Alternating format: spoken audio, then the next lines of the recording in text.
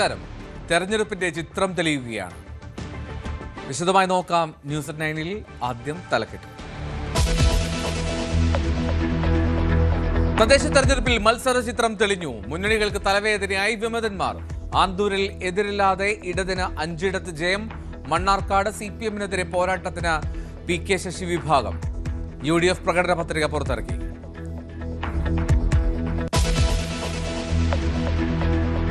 ലൈംഗികാരോപണ കേസിൽ രാഹുൽ മാങ്കൂട്ടത്തിലിന് കുരുക്ക് മുറുകുന്നു. യുവതി മുഖ്യമന്ത്രിക്ക് ഉടൻ പരാതി നൽകും. രാഹുലിനെ തള്ളി കെ മുരളീധരൻ. അദ്ദേഹത്തിന് പാർട്ടിയുടെ അംഗത്വത്തിൽ നിന്ന് സസ്പെൻഡ് ചെയ്തിരിക്കുകയാണ്. കൂടുതൽ തെളിവുകൾ പുറത്തു വരികയും മറ്റ് നടപടികളിലേക്ക് കടക്കുകയും ചെയ്ത ഇപ്പോഴത്തെ അച്ചടക്ക നടപടി കുറെ കൂടെ കടുപ്പിക്കുന്ന തീരുമാനം കോൺഗ്രസിന്റെ ഭാഗത്തുനിന്നാണ്. MLA-യുടെ പുതിയ ശബ്ദരേഖയും വാട്സപ്പ് ചാറ്റും പുറത്ത്. വീട്ടിൽ പോയിട്ട് എനിക്ക് അമ്മയെ കണ്ടിട്ട് കരച്ചിൽ സഹിക്കാൻ പറ്റുന്നില്ല.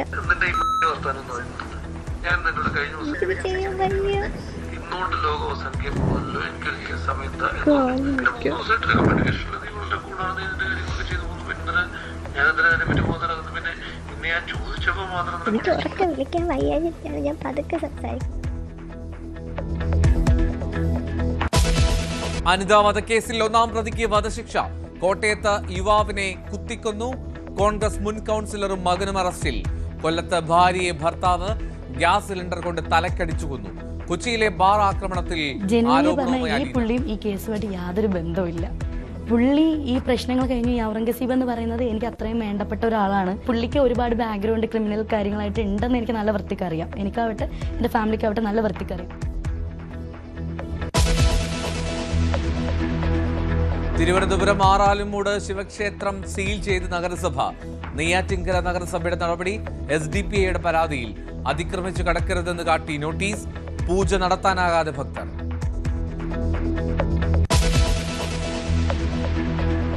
അയോധ്യയിൽ ധ്വജാരോഹണ ചടങ്ങ് നാളെ. പ്രധാനമന്ത്രി പതാക ഉയർത്തും. അയോധ്യയിലും പരിസരങ്ങളിലും കനത്ത സുരക്ഷ.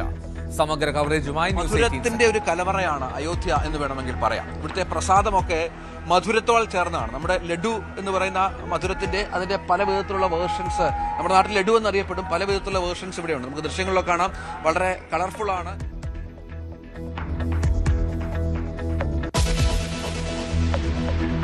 പാകിസ്ഥാനിൽ ചാവേർ ആക്രമണം. പെഷവാറിലെ അർദ്ധസൈനിക ആസ്ഥാനത്തിനു നേരെ. 3 അർദ്ധസൈനികർ കൊല്ലപ്പെട്ടു. 2 ചാവേറുകളെ വധിച്ചു.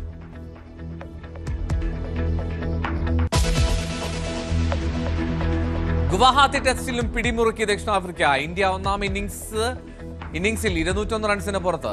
സന്ദർശകർക്ക് 288 റൺസിന്റെ 1-ാം ഇന്നിംഗ്സ് ലീഡ്. മാർക്കോ യാൻസന് 6 വിക്കറ്റ്.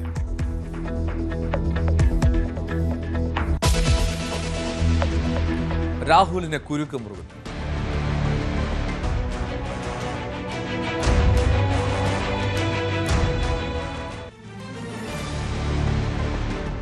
രാഹുൽ മാങ്കൂട്ടത്തിനെതിരെ പുതിയ ശബ്ദരേഖയും വാട്സപ്പ് ചാറ്റും പുറത്തു വന്നു. രാഹുലിൽ നിന്ന് ഗർഭിണിയായ പെൺകുട്ടിയും രാഹുലും സംസാരിക്കുന്നതാണ് ഉള്ളടക്കം. അബോർഷൻ ചെയ്യാൻ രാഹുൽ നിർബന്ധിക്കുന്നതും പെൺകുട്ടിയെ ചീത്ത വിളിക്കുന്നതും ഈ ശബ്ദരേഖയിലുണ്ട്.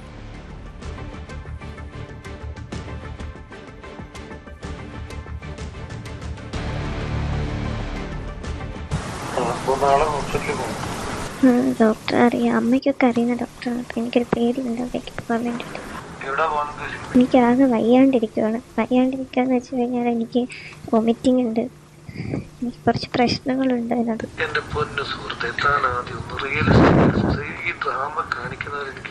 എന്ത് ഡ്രാമ എന്നാണ് പറയുന്നത്? എനിക്ക് വയ്യാണ്ടിരിക്കുക. ഞാൻ എല്ലാവരും ശ്രദ്ധിക്കുന്നുണ്ട്. വീട്ടിൽ പോയിട്ട് എനിക്ക് അമ്മയെ കണ്ടിട്ട് കരച്ചിൽ സഹിക്കാൻ പറ്റുന്നില്ല.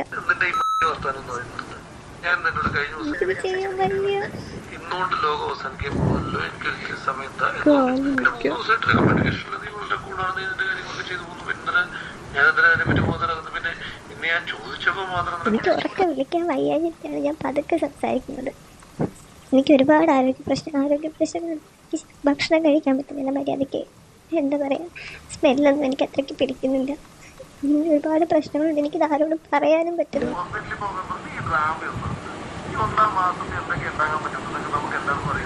നിങ്ങൾ കുറേ പേരെ കണ്ടിട്ടുണ്ടാവും. എനിക്ക് എൻ്റെ കാര്യം മാത്രമേ എനിക്കറിയുള്ളൂ. ആദ്യത്തെ ദിവസം അങ്ങനെയാണോ ഇങ്ങനെയാണോ എന്നൊക്കെ ചോദിക്കുന്നത്.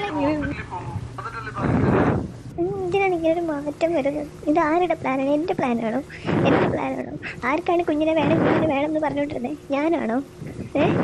പിന്നെ നിങ്ങളെന്തിനാണ് ഈ ലാസ്റ്റ് മൊമെൻറ്റിൽ ഇങ്ങനെ മാറുന്നത്? നിങ്ങളെന്തിനാണ് എന്നിങ്ങനെ കൊല്ല ചെയ്യുന്നത്?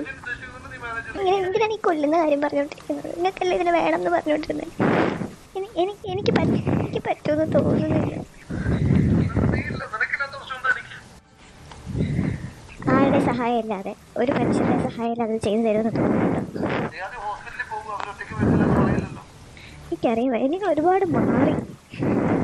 ഇങ്ങനൊന്നും ആയിരുന്നില്ല.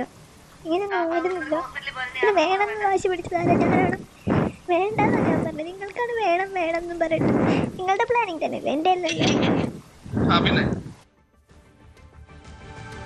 രാഹുൽ മാങ്കൂട്ടത്തിനെതിരെ യുവതി പരാതി നൽകും. മുഖ്യമന്ത്രിക്ക് ഉടൻ പരാതി സമർപ്പിക്കും. കോൺഗ്രസ് നേതൃത്വത്തെ കാണാനും ആലോചനയുണ്ട്. ശബ്ദരേഖയും ചാറ്റും നിഷേധിക്കാതെ രാഹുൽ മാങ്കൂട്ടത്തിലും ഇന്ന് പ്രതികരണവുമായി എത്തി. ഓഡിയോ വന്നതിൻ്റെ ലക്ഷ്യം എല്ലാവർക്കും അറിയാം. നിയമപരമായി മുന്നോട്ട് പോകും. അന്വേഷണം പൂർത്തിയായ ശേഷം കൂടുതൽ കാര്യങ്ങൾ പറയാമെന്നുമായിരുന്നു രാഹുലിന്റെ പ്രതികരണം. നിങ്ങളൊരു വോയിസ് കൊടുത്തു, ആ വോയിസ് കൊടുത്ത് പിന്നെ എൻ്റെ പാർട്ടല്ലേ, എൻ്റെ പാർട്ടിലുള്ള കാര്യം ഞാൻ ആദ്യത്തെ ദിവസം തന്നെ പറഞ്ഞു. ഈ അന്വേഷണം മുന്നോട്ട് പോയതിന് ശേഷം ഒരു ഘട്ടം കഴിയുമ്പോൾ എനിക്ക് എപ്പോഴാണോ അതിൻ്റെ ബാക്കി കാര്യങ്ങൾ ആഡ് ചെയ്യാനുള്ളത് ആ സമയത്ത് ഞാൻ ആഡ് ചെയ്യുകയും എനിക്ക് നിയമപരമായി മുന്നോട്ട് പോകാനുള്ള അവകാശം രാജ്യത്തുണ്ടല്ലോ. ഈ രാജ്യത്ത് എനിക്ക് മുന്നോട്ട് പോകാൻ അവകാശമുള്ളിടത്തോളം കാലം ഞാൻ ആ അവകാശമായിട്ട് മുന്നോട്ട് പോവുകയും ചെയ്യും. ഞാൻ ഇപ്പോഴും ഇങ്ങനെ നിൽക്കുന്നതിൻ്റെ ഏറ്റവും ഉത്തമമായ ബോധ്യം, ഞാൻ ഈ രാജ്യത്തെ ഏതെങ്കിലും നിയമത്തിനെതിരായിട്ട് ഇന്നത്തെ ദിവസം വരെ ഒരു പ്രവൃത്തിയും, ഇതെന്നല്ല രാജ്യത്തെ നിയമത്തിനെതിരായിട്ട് ഒരു പ്രവൃത്തിയും ഞാൻ ചെയ്തിട്ടില്ല എന്ന് ഉത്തമമായ ബോധ്യമുള്ള ഒരു പൗരൻ എന്ന നിലയിൽ ഒരിക്കൽ കൂടി പറയുന്നു, ഈ രാജ്യത്തെ ഏതെങ്കിലും ഒരു നിയമത്തിനെതിരായി എന്തെങ്കിലും ചെയ്തിട്ടില്ലാത്ത ഒരാളെന്ന നിലയിൽ എനിക്ക് നിയമപരമായി മുന്നോട്ട് പോകാനുള്ള അവകാശമുണ്ട്. രാഹുൽ മാങ്കൂട്ടത്തിൽ വിഷയത്തിൽ പ്രതികരിക്കാതെ വി.ഡി. സതീശൻ മീറ്റിംഗിലായിരുന്നു എന്നായിരുന്നു പ്രതിപക്ഷ നേതാവിന്റെ മറുപടി.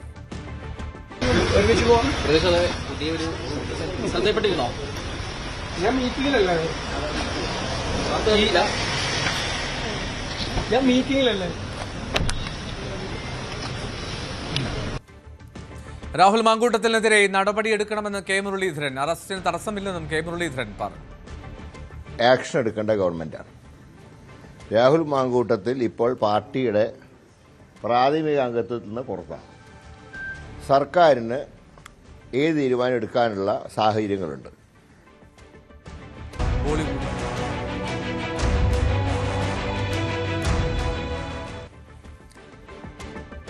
ബോളിവുഡ് ഇതിഹാസം ധർമ്മേന്ദ്ര അന്തരിച്ചു. 89 വയസ്സിലായിരുന്നു അന്ത്യം.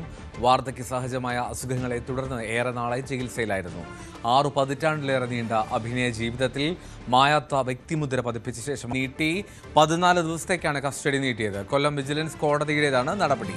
വാസുവിനെ എത്തിച്ചപ്പോൾ കോടതിക്ക് പുറത്ത് BJP പ്രവർത്തകർ പ്രതിഷേധമുയർത്തി. എ പത്മകുമാറിനെ കസ്റ്റഡിയിൽ ആവശ്യപ്പെട്ട് SIT അപേക്ഷ നൽകുകയും ചെയ്തു. അപേക്ഷ ബുധനാഴ്ച കൊല്ലം വിജിലൻസ് കോടതി പരിഗണിക്കും.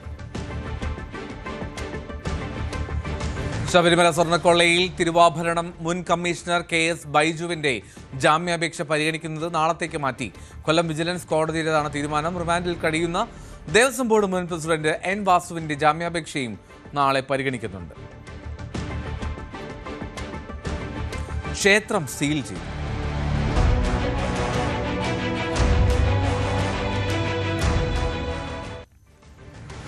തിരുവനന്തപുരം ആറാലുംമൂട് ശിവക്ഷേത്രം സീൽ ചെയ്ത നെയ്യാറ്റിൻകര നഗരസഭ.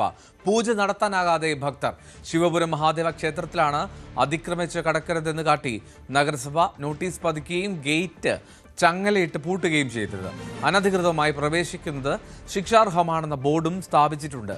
ഇതോടെ പ്രധാന ക്ഷേത്രത്തിലേക്കുൾപ്പെടെ ഭക്തർക്ക് പ്രവേശിക്കാൻ സാധിക്കാതെയായി. എനിക്ക് പുറകിൽ കാണുന്ന ഈ ക്ഷേത്രത്തിലേക്കുള്ള കവാടമാണ്, പ്രധാന വഴിയാണ് നെയ്യാറ്റിൻകര നഗരസഭ അധികൃതർ കഴിഞ്ഞ ദിവസം താഴ്ത്തുപൂട്ടിയത്. ഒപ്പം പ്രവേശനം നിഷേധിച്ചുകൊണ്ടുള്ള ബോർഡ് പതിപ്പിച്ചതും നമുക്ക് മനസ്സിലാക്കാൻ കഴിയുന്നതനുസരിച്ച് ഇത് റവന്യൂ ഭൂമിയിലാണ് ഈ ഒരു ക്ഷേത്രത്തിൻ്റെ നിർമ്മാണ പ്രവർത്തനങ്ങൾ നടക്കുന്നു. അതിനാണ് ഈ നടപടി കൈക്കൊണ്ടത് എന്നുള്ളതാണ് നഗരസഭ അധികൃതർ പറയുന്നത്. അവർ ഉന്നയിക്കുന്ന വാദം അതാണ്. കാരണം ഈ പറയുന്ന ഈ ആറാലുമൂടിലെ കനാലിന് സമീപത്താണ് ഈ ഒരു ക്ഷേത്രത്തിൻ്റെ നിർമ്മാണ പ്രവർത്തനങ്ങളൊക്കെ നടന്നു വരുന്നത് എന്നുള്ളതാണ് നമുക്ക് മനസ്സിലാക്കാൻ കഴിയുന്നത്. എന്നാൽ കാലാകാലങ്ങളാൽ വച്ചാരാധനയും നിരവധി ഭക്തജനങ്ങളും എത്തുന്ന ഒരു ക്ഷേത്രമാണ് ഇത്. തങ്ങൾക്ക് അവകാശപ്പെട്ട സ്ഥലത്താണ് ഇത്തരം ഒരു നിർമ്മാണ പ്രവർത്തനങ്ങൾ നടക്കുന്നത് എന്നുള്ളതാണ് ഈ പറയുന്ന ഇവിടെയുള്ള ക്ഷേത്ര വിശ്വാസികളുടെ വാദം ഉന്നയിക്കുന്നത്. എന്തായാലും നമുക്ക് മനസ്സിലാക്കാൻ കഴിയുന്നത് ഒരു സംഘടന നേതൃത്വം നൽകിയ പരാതിയാണ് ഈ പറയുന്ന നടപടിക്ക് പിന്നിലുണ്ടായതെന്നുള്ളതാണ് മനസ്സിലാക്കാൻ കഴിയുന്നത്.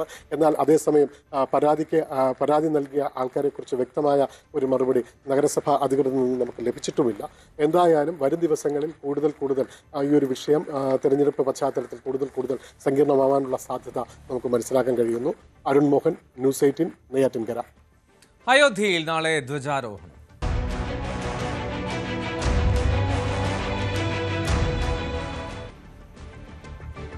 പണി പൂർത്തിയായ രാമക്ഷേത്രം കാണാൻ ഭക്തരുടെ ഒഴുക്കാണ് അയോധ്യയിലേക്ക്. തിരക്ക് കണക്കിലെടുത്ത് ദർശന സമയവും കൂട്ടി. ഇന്നും നാളെയുമായി 3 ലക്ഷത്തിലധികം ആളുകൾ എത്തിച്ചേരുമെന്നാണ് പ്രതീക്ഷ. പ്രധാനമന്ത്രി പങ്കെടുക്കുന്ന ധ്വജാരോഹണം നാളെയാണ്. വലിയ സുരക്ഷാ വലയത്തിലാണ് അയോധ്യ എന്ന് പറയേണ്ടി വരും. അതായത് ഒരു 3 ടയർ സിസ്റ്റം ഇവിടുത്തെ സുരക്ഷയ്ക്കായി ഇതിനകം ഒരുക്കിയിട്ടുണ്ട്. കേന്ദ്ര സേനകളുടെ സാന്നിധ്യം തൊട്ടടുത്ത് തന്നെ കാണാം. കൂടാതെ ആന്റി ടെററിസ്റ്റ് സ്ക്വാഡിന്റെ നേതൃത്വത്തിൽ മറ്റൊരു സംഘം ക്ഷേത്രത്തിന് ചുറ്റും സുരക്ഷാ വലയം തീർത്തിരിക്കുന്നു. ഒപ്പം UP പോലീസിന്റെ വലിയ സംഘം, അത് സമാനതകളില്ലാത്ത രീതിയിലുള്ള അസാധാരണമായ രീതിയിൽ തന്നെയുള്ള സുരക്ഷാ ക്രമീകരണങ്ങൾ ഏർപ്പെടുത്തിയാണ് UP പോലീസിന്റെ സംഘവും ഇവിടെ നിലയുറപ്പിച്ചിരിക്കുന്നത്. അങ്ങനെ എല്ലാ തരത്തിലും നാളെ പ്രധാനമന്ത്രി നരേന്ദ്രമോദിയുടെ സന്ദർശനത്തിന്റെ ഭാഗമായുള്ള എല്ലാ തരത്തിലുമുള്ള സുരക്ഷാ ക്രമീകരണങ്ങൾ ഇവിടെ ശക്തമാണ്. ഈ രാംപഥിലൂടെ, ഇവിടെ 2 കിലോമീറ്റർ രാംപഥാണ്. ഇവിടെ നിന്ന് ഈ അയോധ്യ ക്ഷേത്രത്തിന്റെ മുന്നിൽ നിന്ന് അവിടെ ലതാ ചൌക്ക് വരെയുള്ള ഈ രാംപഥ് എന്ന വീതിയിൽ പൂർണ്ണമായും സ്വകാര്യ വാഹനങ്ങളടക്കം നിരോധിച്ചിട്ടുണ്ട്. പാസ് ഉള്ളവർക്കും തദ്ദേശീയരായ ചില ആളുകൾക്കും മാത്രമാണ് ഇതിലൂടെ പ്രവേശനമുള്ളത് എന്നുള്ളതാണ് ഏറ്റവും പ്രധാനപ്പെട്ട കാര്യം. കൃത്യമായ VIP പാസ് വേണം. പാസ് ഇല്ലാതെ വാഹനങ്ങളൊന്നും കടത്തിവിടില്ല. ഇവിടെ ഈ ഓട്ടോറിക്ഷ സംവിധാനങ്ങളും കടന്നു പോകാൻ സമ്മതിക്കുന്നില്ല എന്നാണ് മനസ്സിലാകുന്നത്. അത്തരത്തിൽ ഒരു പഴുതടച്ചുള്ള യാതൊരു തരത്തിലുള്ള വിട്ടുവീഴ്ചകളില്ലാത്ത ക്രമീകരണങ്ങളാണ് ഇപ്പോൾ ഇവിടെ ഒരുക്കിയിരിക്കുന്നത്. നാളെ ഏതാണ്ട് 11 മണിയോടുകൂടി പ്രധാനമന്ത്രി നരേന്ദ്രമോദി ഇവിടുന്ന് ഒരു 3 കിലോമീറ്റർ അകലെയുള്ള സാകേത് കോളേജ് ഗ്രൗണ്ടിലാണ്, അവിടെ പ്രത്യേകം തയ്യാറാക്കിയ ഹെലികോപ്റ്ററിലാണ് ഇറങ്ങുക എന്നാണ് മനസ്സിലാക്കുന്നത്. അവിടെ നിന്ന് റോഡ് ഷോയോയാണ് പ്രധാനമന്ത്രി ഇങ്ങോട്ടേക്ക് വരിക. അതിഗംഭീരമായ റോഡ് ഷോ ആസൂത്രണം ചെയ്തിട്ടുണ്ട്. റോഡ് ഷോയോട് കൂടി തന്നെയാണ് ഈ പ്രധാന പരിപാടിക്കായി നരേന്ദ്രമോദി ഇങ്ങോട്ടേക്ക് എത്തുക എന്നാണ് മനസ്സിലാകുന്നത്. ഇരുവശങ്ങളിൽ നിന്നും പുഷ്പവൃഷ്ടി അടക്കം ഉണ്ടാകും എന്നുള്ളതാണ്. അതിനുശേഷം അദ്ദേഹം ചടങ്ങിൽ പങ്കെടുക്കും.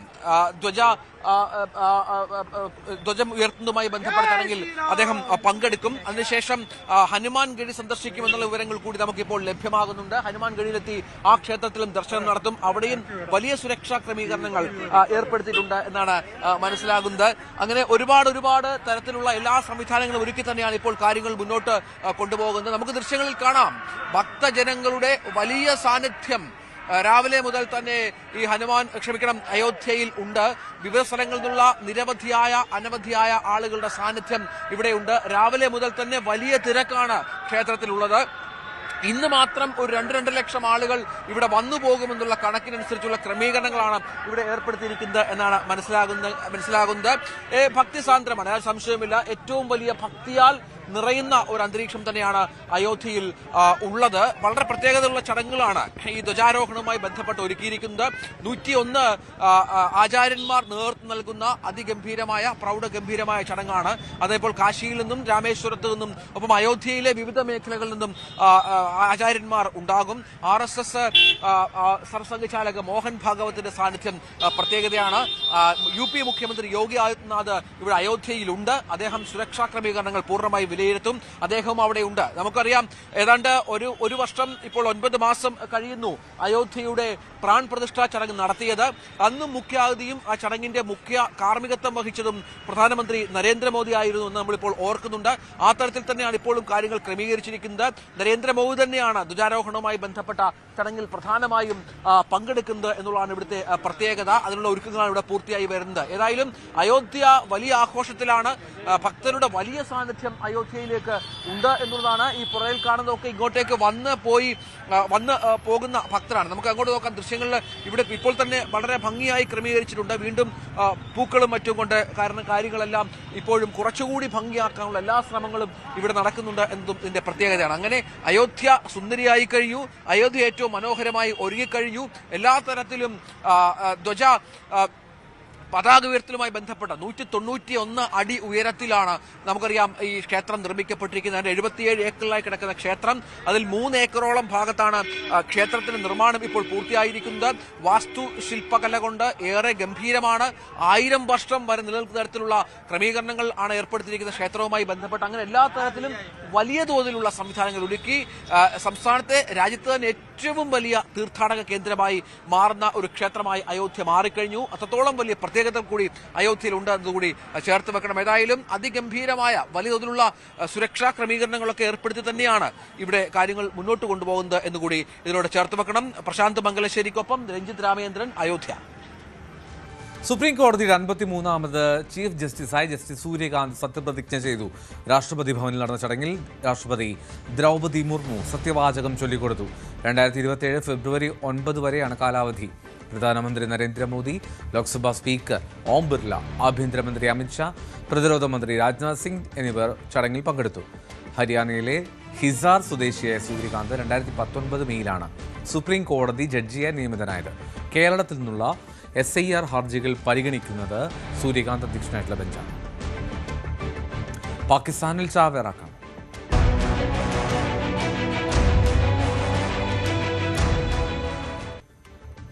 പാകിസ്ഥാനിൽ ചാവേറാക്രമണമുണ്ടായി. പെഷവാറിലെ അർദ്ധസൈനിക ആസ്ഥാനത്താണ് ഇത്തരത്തിൽ ആക്രമണം നടന്നത്. ആക്രമണം നടത്തിയ 2 ചാവേറുകളെ വധിച്ചു.